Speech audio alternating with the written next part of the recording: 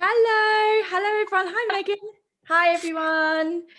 How is everybody? I hope you're all doing really well. Thank you so much for coming to what is our second Colleagues Unite event of 2021, which seems crazy to me. I mean, we're almost in March. That also seemed absolutely nuts to me. But this is our second ever event, or well, for 2021 that we're talking about Colleagues Unite. So to all of you who are brand new here, hello, I'm Jess. I'm the founder of the Assistant Room. I can see quite a few new names, but also quite a few familiar names. So that is absolutely lovely.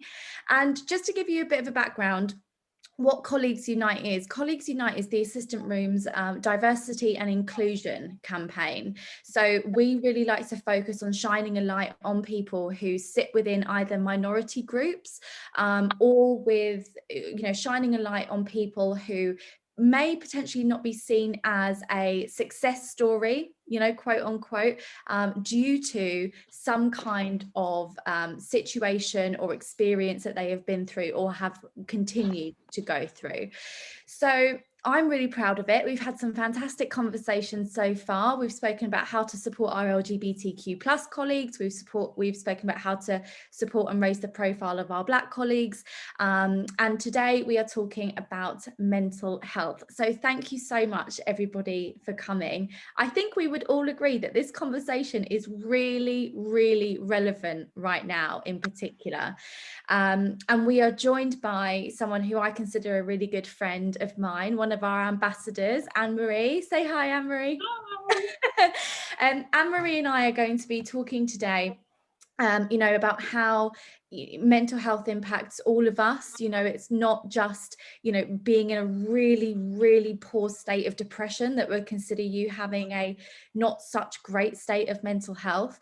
But what we want to just make sure everybody's aware of before we start is, we're having this conversation today as two people and as collectively as a group, as our experience of mental health. We understand that everybody has a different experience. Everybody has, the impacts of mental health comes in lots of different ways, lots of different forms. So we just want to kind of put a bit of a disclaimer out there to begin with straight away. We're not talking about everybody here. We're just specifically talking about our experiences and what we've learned from that and how we can advise people potentially who might be in the same kind of situation on how they can manage their own mental health and also how they can help others. Because I truly believe, and if you've ever met me before, I bang on and on and on about this all the time, as a network and as an industry of support, we are not just support to whoever's on our job description. We're not just a support to our execs, our bosses, but we are a support to each other as well. And that's really, really, really important to mention. The word ally is something I think we've all become really familiar with over the last 12 months. So this is how we are really championing being an ally specific to mental health. So I hope that gives you all a really good introduction to what we're doing today. And what I would like everybody to do, if you haven't done so already, is just mute yourself. Ann-Marie and I are going to be obviously unmuted for the whole conversation, but it just means that it will be our faces that you see rather than somebody else, and maybe they've got a meowing cat in the background that's, shining the spotlight on them very briefly or something similar. So before we get started, as I said, thank you so much for joining us today. Please, be as active as you want to be in the chat box. This needs to be a very open, fluid, relaxed conversation. This is a totally safe space. This is somewhere where you can share your own experiences if you feel comfortable. This is where you can, comment on whatever's going on at the time or whatever Ann-Marie and I are talking about. And we would also really like to encourage you to add comments or questions in the chat box or in the Q&A box so that Ann-Marie and I can go through those at the end. This is also going to be an interactive session, so we have 3 poll questions, so please feel free to get involved in them. Everything is completely confidential, so we're not going to be able to see who comments on what or who answers what, so hopefully that'll make you feel a little bit more comfortable in being open with your answers. So I am going to pass it over to Ann-Marie to introduce herself. As I've already said, Ann-Marie is one of our ambassadors at the Assistant Room, and we've done some great work with each other recently regarding how to help PAs and EAs prepare for your performance review and your objective setting. And I know that she is really, really well loved at PRS. So Ann-Marie, I'm going to head over to you. Why don't you just very quickly introduce yourself, say hello to everyone, and we'll go from there. Cool, thanks. So firstly, thanks for inviting me, Jess, to come on this talk. As you mentioned, it's something that I'm really passionate about mental health. But so I have been a PA for almost 5 years, which I can't believe has been almost 5 years. But it is a second career for me. Prior to that, I worked in marketing and branding. I currently work for PRS for Music, and I support the Chief People Officer and Transformation Officer. I also run the Wellbeing Programme as part of my role there, which I absolutely love, and introduce mental health first aiders, which I think my experience that I'll talk about was a real passion for me, wanting to do that at work. I've also started a PA blog called Positive PA, which is quite new. It still feels like in its infancy, but it was a real love child that came out of COVID-19 really, and kind of, I think at the beginning of COVID, maybe having a bit more time, but that seems to kind of be diminishing. And I think outside of work, along with everybody else right now, enjoy going for long walks, as we all do right now. And I'm currently renovating our house. So I've told the builders to go on lunch and be quiet for the next hour. So fingers crossed, we won't get disturbed. But yeah, that's kind of a bit about me. Amazing, thank you.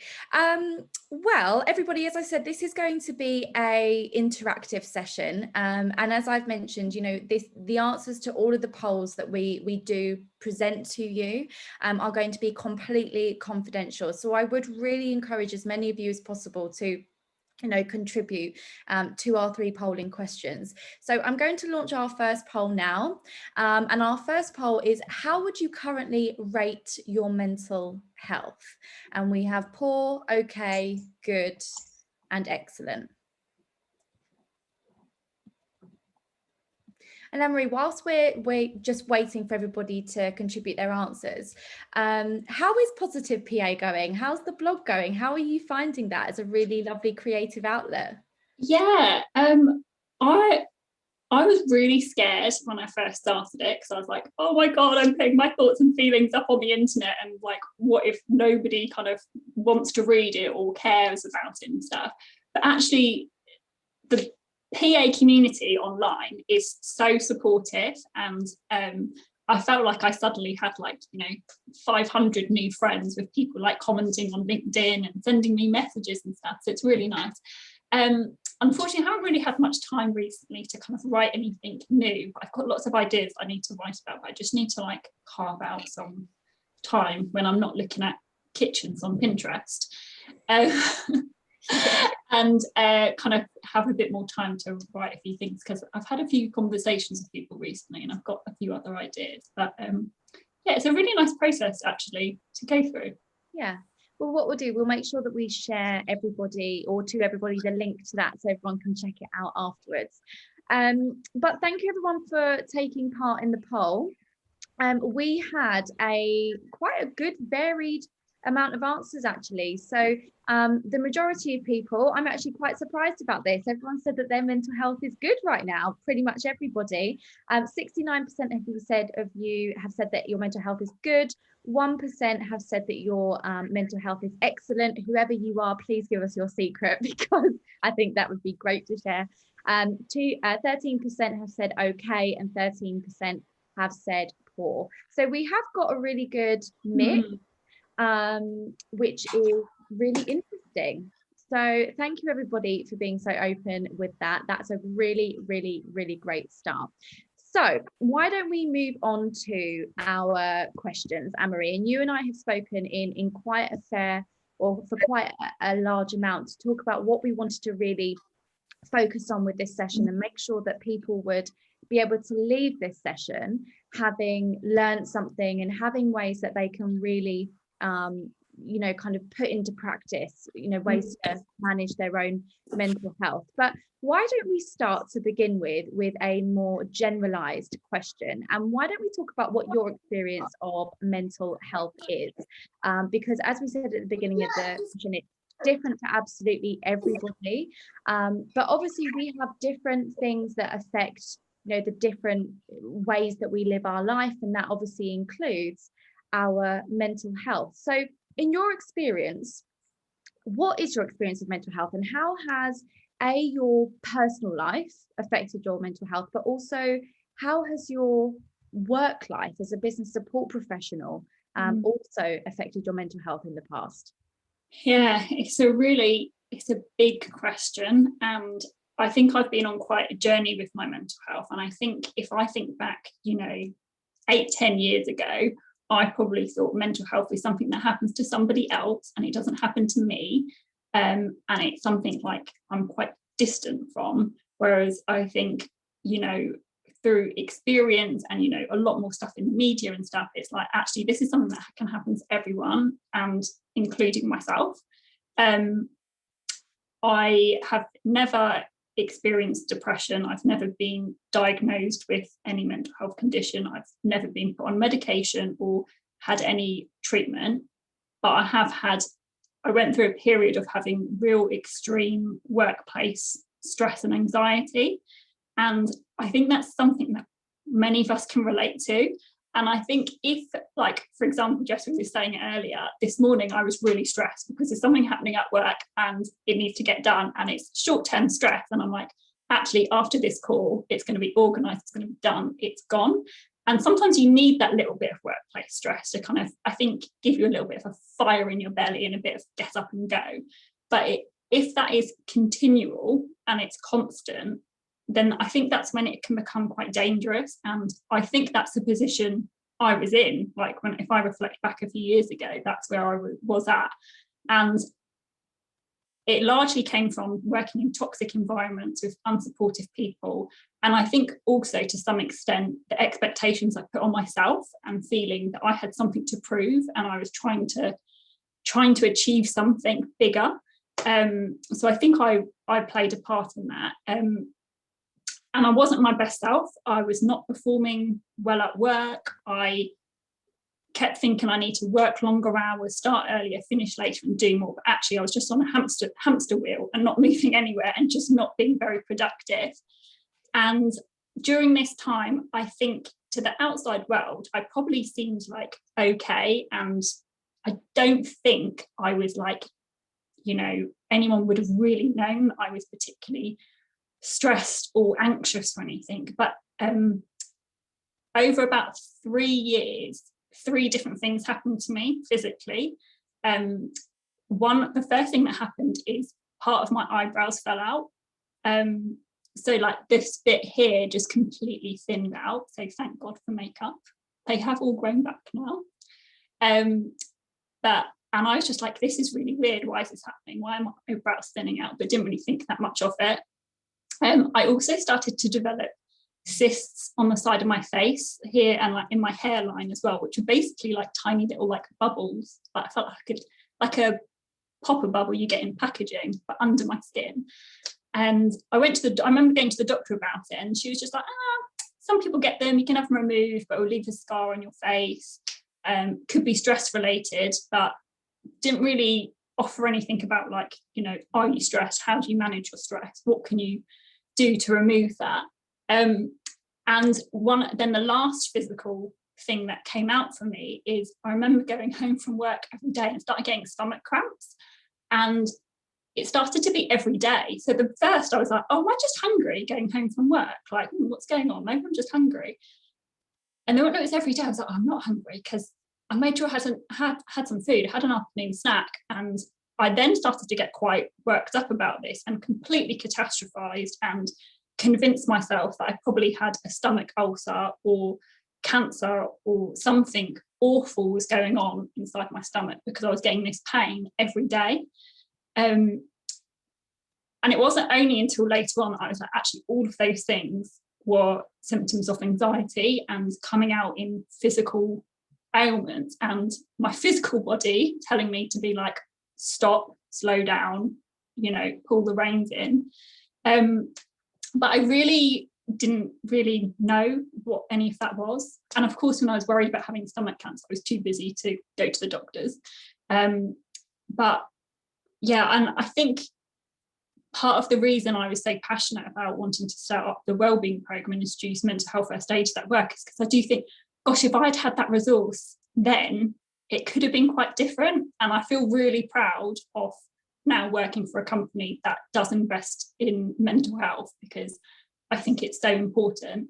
And I was really quite fortunate because I left those jobs and those roles and had a career change and became a PA, and lots of that stress and anxiety like disappeared. And I remember just being like, oh wow, oh my God, this is what it feels like to be able to like move my shoulders, and like I was just so happy. And I felt like I was back on my A game, and I've got my spring back in my step and being productive. And I was like, yes, like I'm smashing it at life. Like I feel great. And it was only a few years later, and I think this is a bit that really sort of scared me. It was only a few years later that I went on a mental health champion course, and we were discussing the symptoms of anxiety. And when we were discussing that, I was like, oh my God, that was me a few years ago. Wow. And we're just talking about all these physical ailments that can come out and how anxiety can come out in these physical ways. And I remember getting really emotional on this course because I was like, I had no idea that was me. I was completely oblivious that was what was going on with me. I just thought, well, I had this thing with my eyebrows and they grew back. I had this thing here and then that stopped and my stomach pains just went away. But I didn't really understand until a while later on, and really until I'd educated myself, that actually this was all stress and anxiety that was coming out in physical ways. And you know, for me, it was workplace stress and anxiety. People can stress and anxiety can come from so many different places and so many different walks of life. And I think it's really important to discuss that actually everyone has different, I think, capacity to handle stress. And are you familiar with the stress bucket analogy, Jess, that Mental Health First Aid England use? Because I think when I heard that, I was like, ding, light bulb. But and I think we're going to share some resources, and we should maybe share a diagram of it. But for anyone who's not familiar with it, it's this idea that everyone has a bucket on their head of stress, and it's your stress bucket. And some people have a really big bucket and they can handle loads of stuff and they can carry on with life and work and it doesn't affect them in a negative way. And other people have much smaller buckets, and that's their capacity. And it's like, no, I'm at the top. And different things can, you know, fill it up at different paces and different speeds. But when it starts getting to the top, that's when it's dangerous. You need to be like, okay, I need to release my stress bucket. I need to like pour some water out of my bucket and plug some holes in it so it becomes a leaky bucket. And then tapping into this idea of like, well, actually, how does everyone release stress from that bucket? Because what works for me may not work for you. I need to go to sleep. I need sleep is a big thing for me. I would love to do yoga every day, but it's mostly like, you know, 2-3 times a week at the moment. And those things really help me. And just being outside as well is a big thing for me, making sure I've got time to do that. But for somebody else, it could be something different. They may want to like watch a comedy show and laugh out loud, or do some drawing or some painting, and it could be different for each person. So I think there is something to acknowledge about actually stress is very different for each person, and it can look different for each person, and how they relieve that stress can also be different. It's not a one shoe fits all. Yeah, absolutely. And I think we spoke about, didn't we, how it's important as business support professionals to understand what your execs and your boss's stress bucket looks like, and how to alleviate stress from their, or to how many holes that they need to have punched in their bucket. God, that sounds quite funny, doesn't it, if you think about this bucket on their head and you have to punch their bucket full of holes. But sometimes that's true. yeah, sometimes that's true. Sometimes you're like, I know you've got a lot on, I'm going to take that meeting out because it's not urgent for you right now. I'm postponing that to next week because actually you need headspace to think about something else. Absolutely. While we carry on talking about this, everybody, I'm going to launch our second poll. Again, as I said, this is completely confidential, so please engage with this as much as possible. But we are going to be asking you, how supported do you feel in maintaining your mental health? We have unsupported, supported sometime, comfortably supported, or completely supported. And yeah, Ann-Marie, you're completely right. You know, everybody is different in terms of their mental health. I think this is really why, as business support professionals, what we do, you can't go to a university and learn what we do, because they're soft skills that take consistent development over and over and over again, don't they? It's a journey. It's interpersonal effectiveness, and it's being able to analyze people around you and look at what's going on around you and thinking, okay, well, how can I add to making this a more positive experience? And we all know what it's like to work for bosses who are under extreme stress. And it's we're in the prime position to be able to help alleviate some of that stress from their workday. Brilliant. Okay, well, thank you everybody for contributing. So just to share the results of that poll. So we had 13% unsupported, 31% comfortably supported, as well as supported sometimes, and then 25% as completely supported. So again, a really, really good mix. So it's nice to see that, you know, we've got people across the board feeling different ways, because it means that there is something that we can all teach each other in terms of how to manage our own mental health, which is amazing. So let's go on to our next question. Thank you for that amazing story, Ann-Marie, and thank you for being so open with your experience of mental health as well, because a big part of what we have already spoken about prior to this session, and something that you briefly touched upon then, is, you know, the acceptance of being open with your mental health. And we both agreed that it really starts with giving yourself permission to feel all the things that you feel authentically without guilt. And it is so much easier said than done.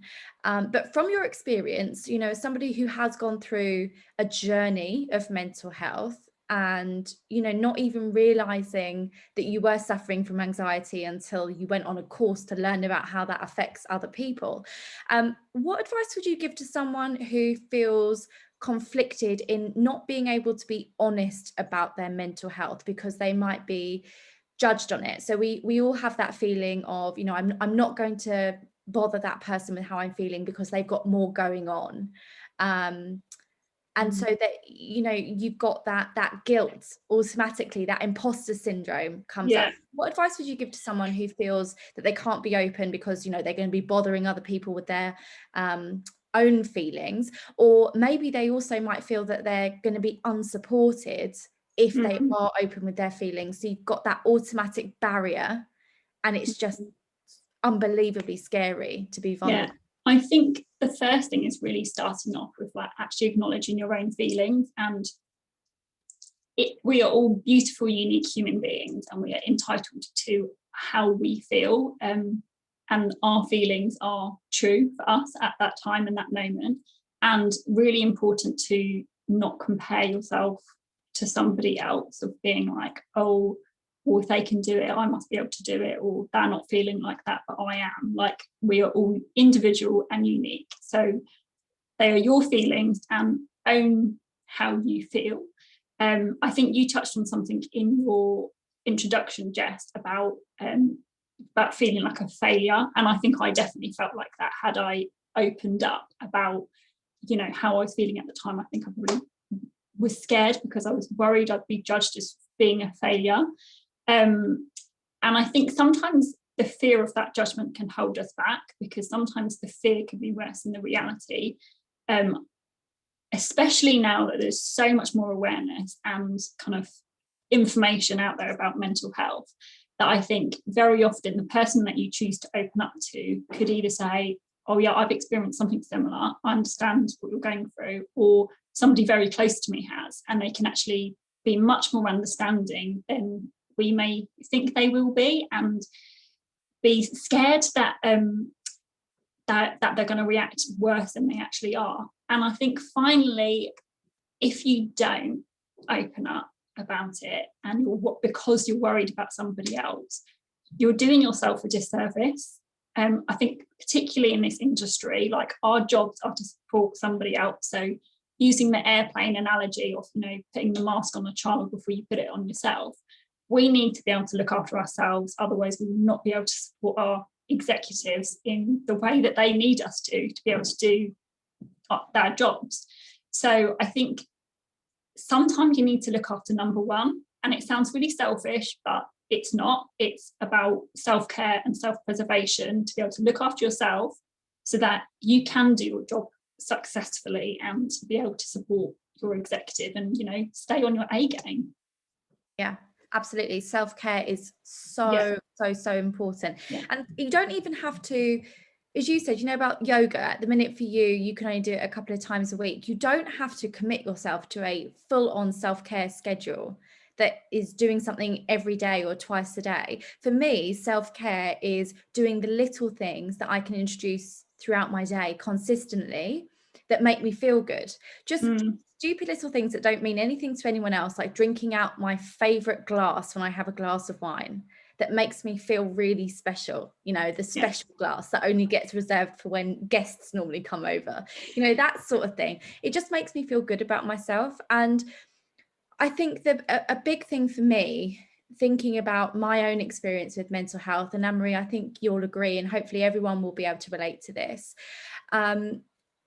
Everybody has that voice in their head saying, don't do it, you're not good enough, this isn't, no one's going to care. We all have that occasionally. And that's the imposter in our brain. And I think not being open with your feelings is the popular decision for your imposter. And that is the convenient decision that your imposter will make for you.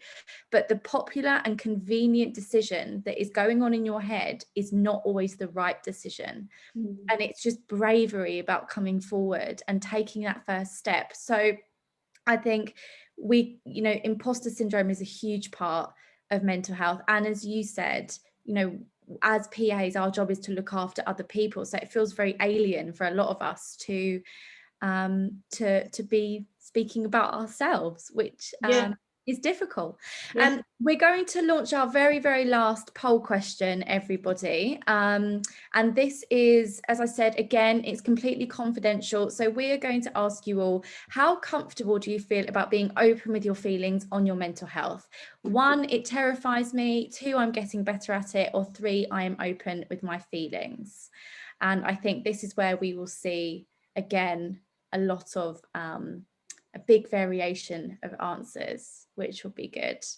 But yeah, it's so important, isn't it, that we just focus on who we are as individuals, and we, as you said, prioritize ourselves. There's nothing wrong with that, and we only live once, so we have to make the most of it. I think whatever's going to make you happy is important. Okay, so I'm going to end the poll. If anybody else would like to contribute, now is your chance. Okay, so let's share these results for our last poll. So how comfortable do you feel being open with your feelings? Really wonderfully, many of you have said that you're getting better at it, which is great. So 60% of you are getting better at it. We have 33% of you who say that you're already very open with your feelings, and one of you have said it terrifies me. And I think for the one person who has said it terrifies me, we have all been there. So don't ever feel like you're the only person who has ever felt the way that you're currently feeling, because we've all been there, and it won't have been the first time we've been there, and it definitely won't be the last time that we've ever been there either. So Ann-Marie, so if we think about, actually being open with our feelings, the majority of people have said that they are getting better at it, but obviously we all have to continuously work at this. So if you were somebody and you were thinking, I'd like to speak to somebody about my mental health, how do you identify a person of support, and how would you start that conversation regarding what you need to start improving your mental health? I think first of all, think about what is it you need, because sometimes you may just need a really good rant and let off some steam with a close friend or colleague, and that could be fine if it's a short-term issue that's going on. If it's something bigger than that, if you have mental health first aiders at work, go and talk to them. They are brilliant. If not, maybe select a close colleague at work that you feel comfortable talking to.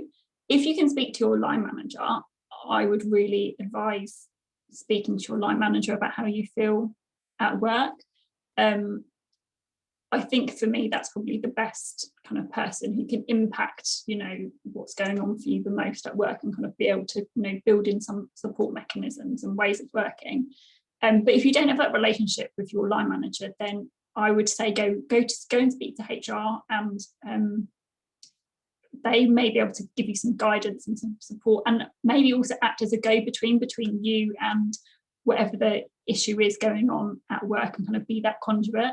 I think my biggest regret is that I didn't speak to HR, and I think actually maybe things could have been quite different if I did. And I think about when you asked, how do you start that conversation? That conversation is really scary. For that, whoever one or two people who said that it terrifies them talking about their feelings, like, I get that, like, it is really scary, and it's a very brave thing to do. So don't beat yourself up about it. And if you do, open up with, maybe it's your loved one, maybe it's your best friend, your husband, wife, girlfriend, boyfriend, then kudos to you. Like, it's a big thing to reveal. So start off with, telling them about your feelings, because you can't deny how you feel, and explain that in the best way you can. Others may not agree or understand, but they're there to listen initially, not to agree or understand. And if you're really kind of worried about how the conversation is going to go, especially if you think you're going to have it with, HR or a line manager, then write it down first. Like, go in feeling prepared of, like, actually, this is what I'm going to say. This is what I want to express. This is how I want them to know I'm feeling. And you may just feel more prepared if you write it down. And that would be my advice. Yeah, one thing that I did when I was a PA and I was really struggling with my mental health, and this just came to me actually earlier this morning as I was blow drying my hair. All those really great ideas come to you either in the shower or when you're blow drying your hair or something, don't they? And I remember when I was really struggling, I actually wrote a letter to my boss. And in my one-to-one, I sat down and just said, can you read this? And I'd put everything down on paper. And a really good tool that I used to use was journaling. So a really, really great way to kind of answer your own questions about yourself is to write down your problem, and then you write down an answer as if you're answering it like an agony aunt.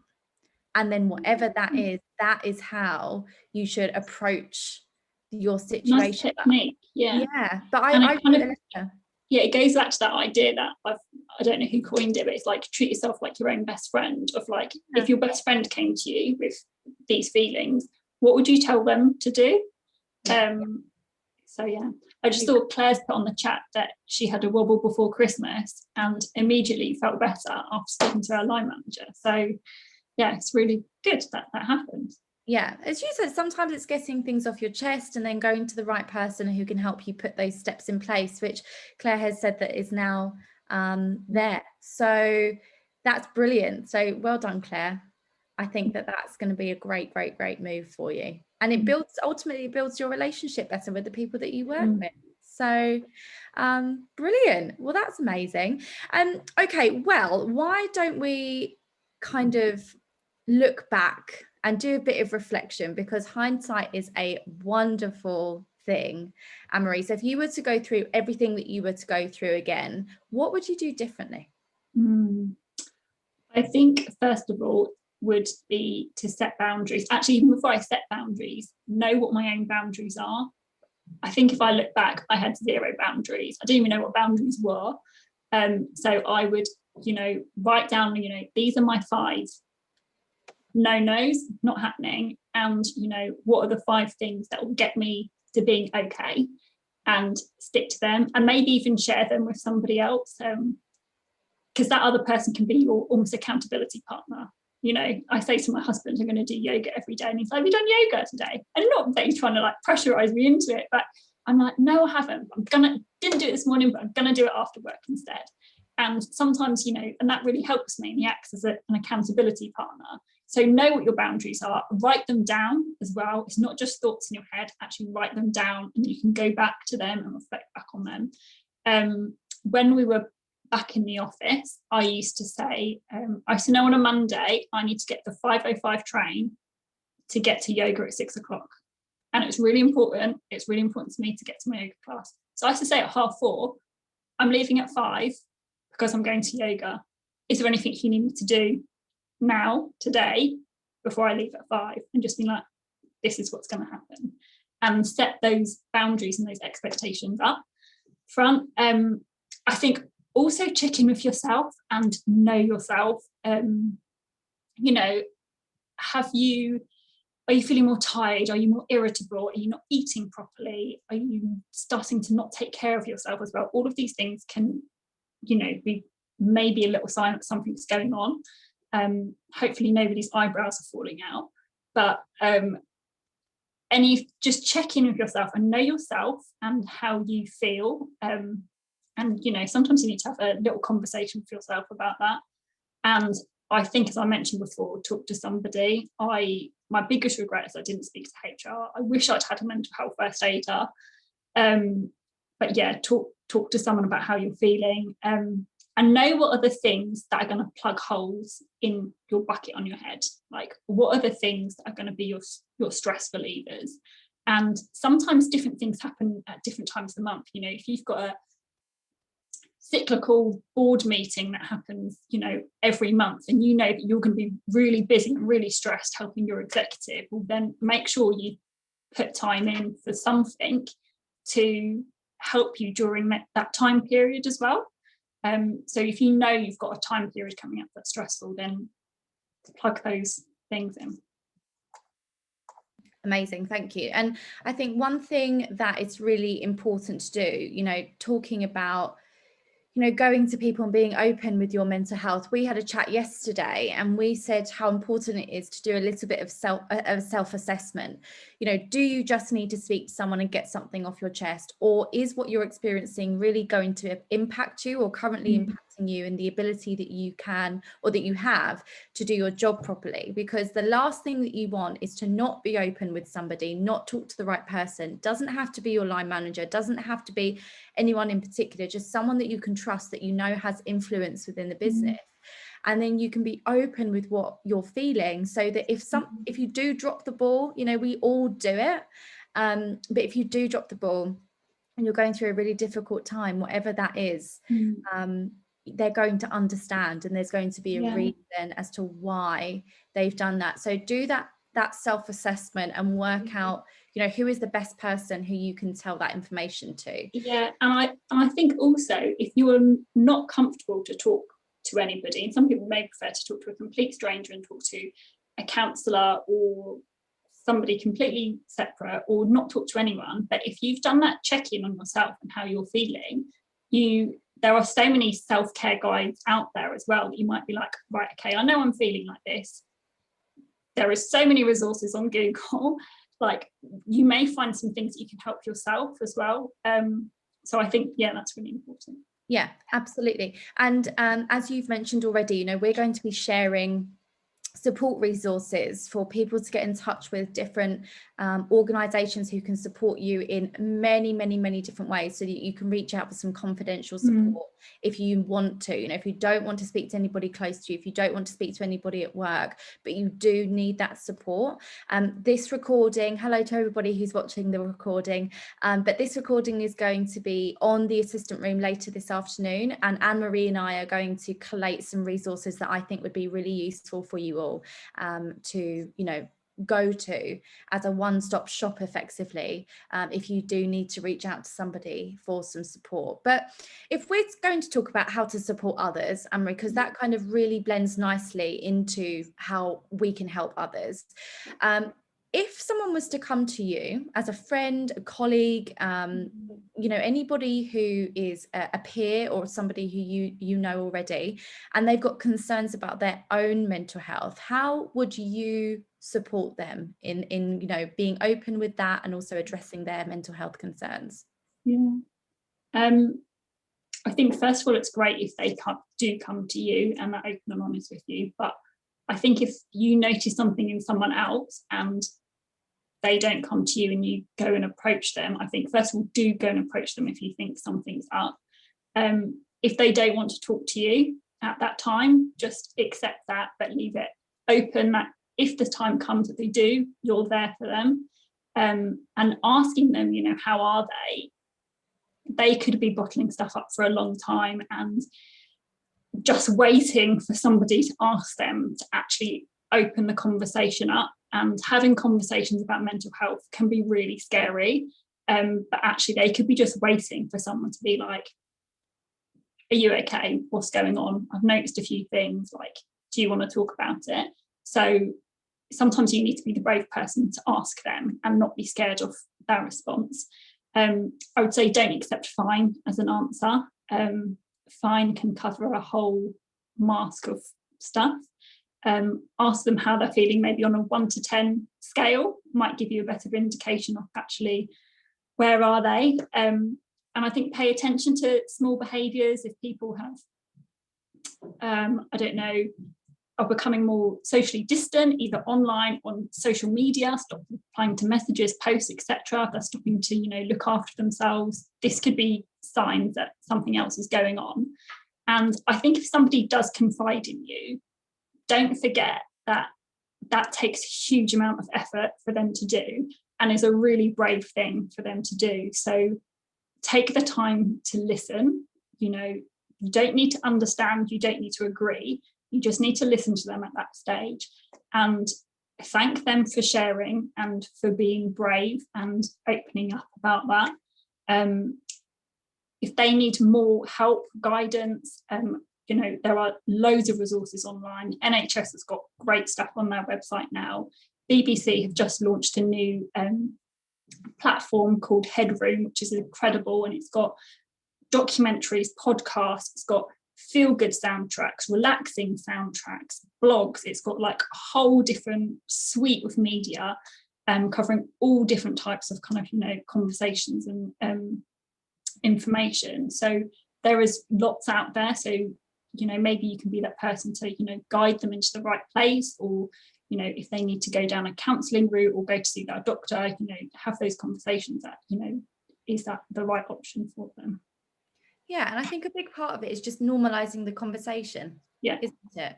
And just being there to, as you said, guide somebody where necessary. And there are so many resources. I mean, I've reached out to, personally, I've reached out to bereavement counsellors before. I've reached out to CBD counsellors. I've been onto the Mind website. As Ann-Marie mentioned, you know, the BBC have just launched a fantastic amount of resources for mental health.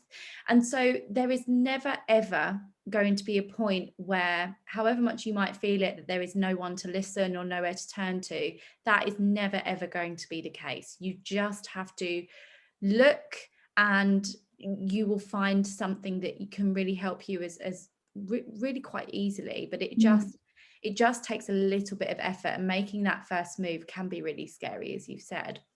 But it's important, as we, you know, going back to, you know, part of the beginning of the conversation, just accepting that, and you might want to do it confidentially, but just accepting that you need to maybe, you know, reach out for something, and nobody has to know about it. You don't have to share that experience with anybody else, but you just have to remember that you're the priority. And if it's good for you, do it. And just bite the bullet and just crack on with it, and don't look back. But if we talk about what the biggest lesson that you've learned throughout your mental health journey is, because we've obviously, I think this conversation has been fantastic, Ann-Marie, and thank you again for being so open, you know, with everything you've experienced and your learnings so far through it. But what would you say has been the biggest lesson that you've learned throughout your mental health journey? I think that mental health is having good, positive mental health is a real privilege, and it's a gift. and it is something that we should treasure and nurture and not take it for granted. And I think the same with our physical health, because I mean the two go they're so interlinked, you can't really separate just physical and mental health. But to really look after it, it's not something to be like, oh yeah, I feel fine and I feel great and, you know, I don't need to worry about it, because life will throw us curveballs.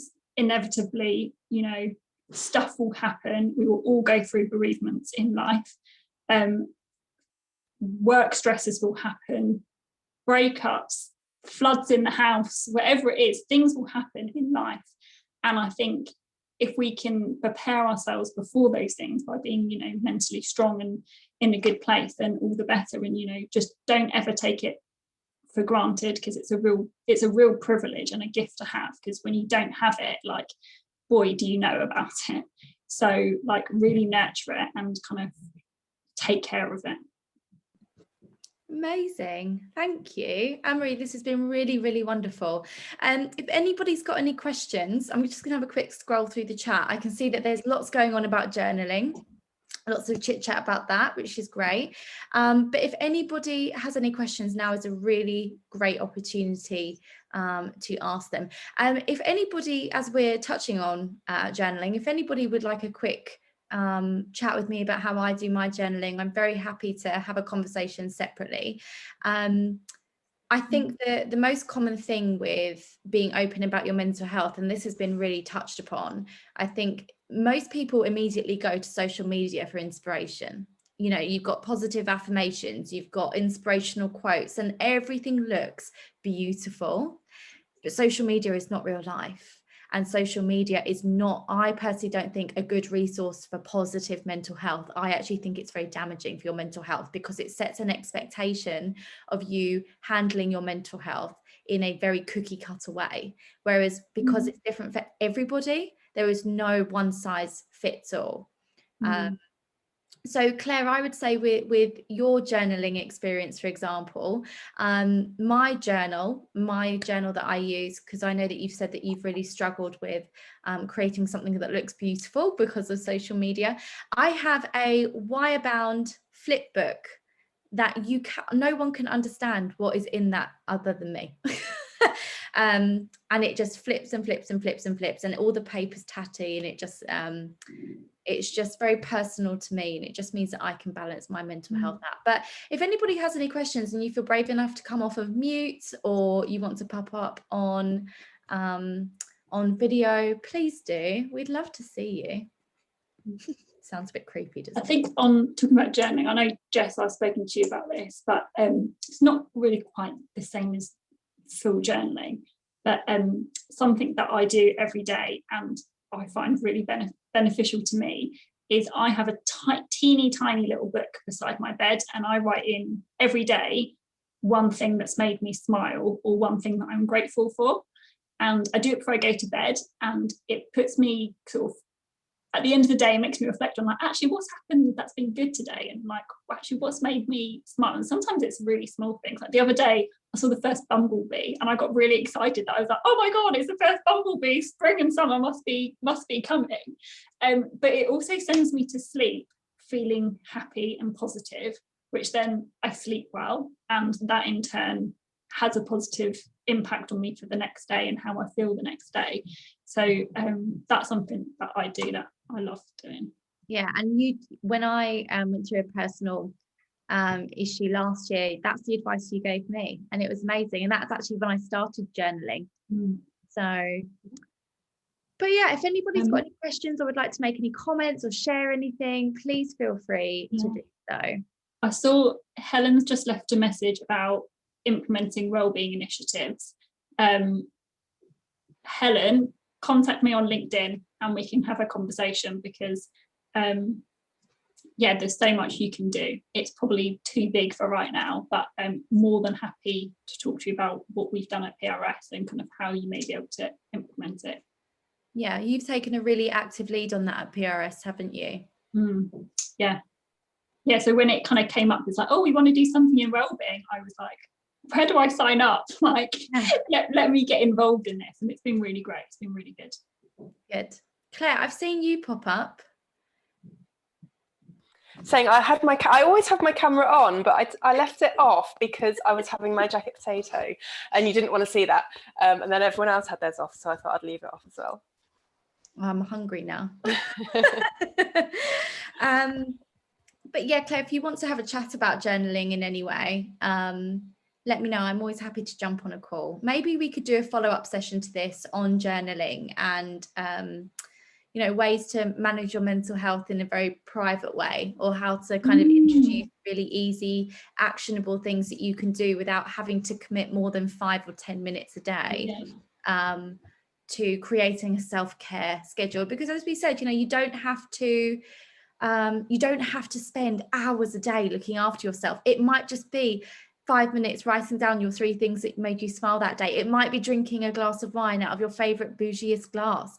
It might be going to the supermarket and deciding that one day you're going to buy the posh olives instead of the normal olives. Just tiny little things. If it makes you happy, do it. Everyone's different, and we're doing quite a lot of work with our members at the minute, where we're trying to teach everybody how to be confident stepping out of the background and into the light, because obviously we're all used to being behind the scenes.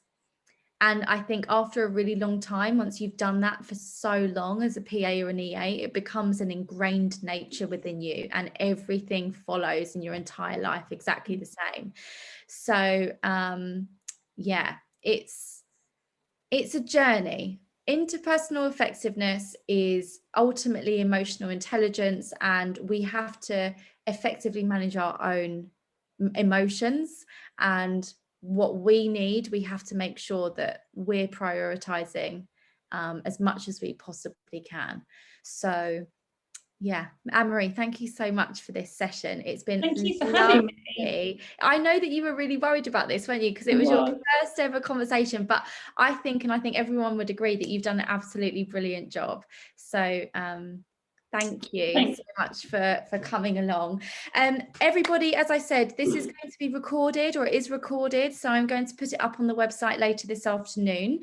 So please check back kind of post 3 o'clock if you do want to watch this back.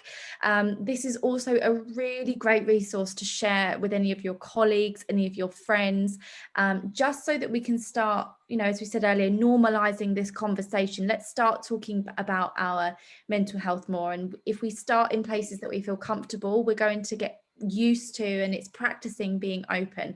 And that is the most important thing about it. We all know what it's like to be completely overwhelmed with things, and most of the time that's because we've not told anyone how we're feeling.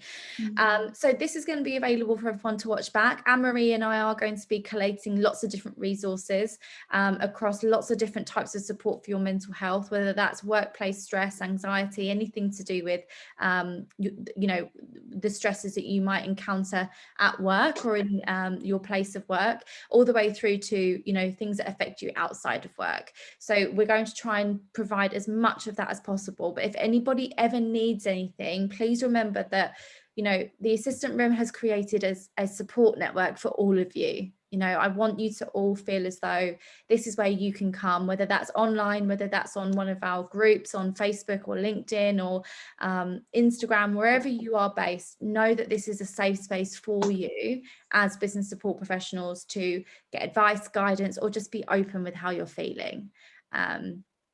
As I said, we're a support to each other, not just our execs. So let's make sure that, especially the next year, we've got each other and we're looking after each other as well as ourselves. So thank you for coming. It's been so wonderful to see so many of you. Please stay safe. For those of you who are in the UK, we've only got 6 weeks left of lockdown. So make sure you get yourself to the pub, because book yourself in now before it gets too overbooked. And if anyone needs anything, let me know. I'll share Ann-Marie's contact details as well, so that if anybody wants to talk about wellness initiatives, mental health at work, you can absolutely do that. And yeah, please look after yourself, take care, and I'll hopefully see you all very soon. Thank you. Bye everyone, take care.